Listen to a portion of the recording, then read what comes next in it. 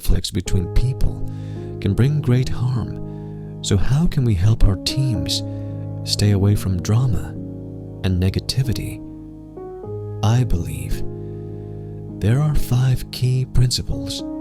The first key is shared vision.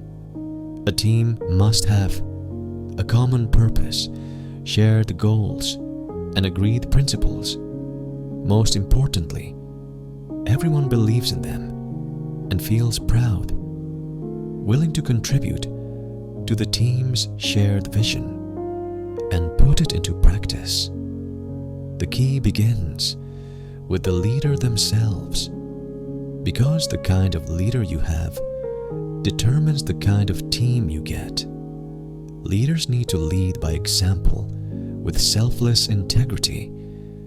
On the other hand, if even the boss breaks the rules, shows favoritism, misuses resources, acts domineering, says one thing but does another, this team will naturally struggle with much conflict.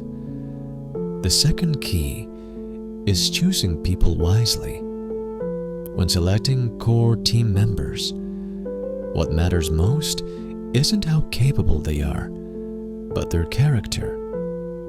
If this person doesn't engage in gossip, and when negativity reaches them, they stop it there, this is true talent.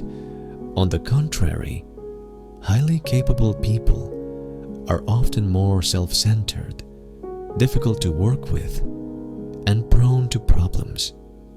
So it's better to let them handle tasks independently rather than inviting them into the core team.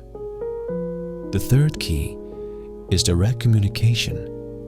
Successful teams need to cultivate a culture of mutual support and appreciation. If anyone has concerns about others, they need to communicate directly with the person involved rather than talking behind their back to everyone else except the person it concerns. This causes the greatest harm. Leaders must also set the example here. When seeing a team member make mistakes, meet with them privately.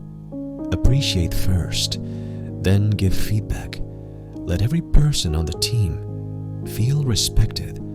This team will easily succeed. The fourth key is fairness and justice. Teams need fair and just mechanisms for sharing resources, whether it's promotions, salary increases, time off, and so on.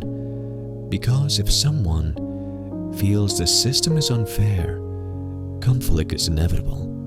So these mechanisms must be clearly explained from the beginning. They cannot be changed randomly.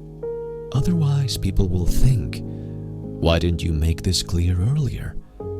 Now, you're just punishing me. What's going on?" The fifth key is knowing when to cut ties. Usually, people who love gossip have rather boring lives and desperately crave recognition. So the best approach is simply to ignore them. Let them retreat on their own if the situation is serious and they continue spreading negativity. Remember, cut ties when necessary or chaos will continue. So ultimately, the key begins with the leader themselves. They need to follow rules, treat everyone equally, be consistent inside and out, and never engage in gossip. This is not only for the team's benefit, but also for the leader's own character and cultivation. Heartfelt blessings to everyone.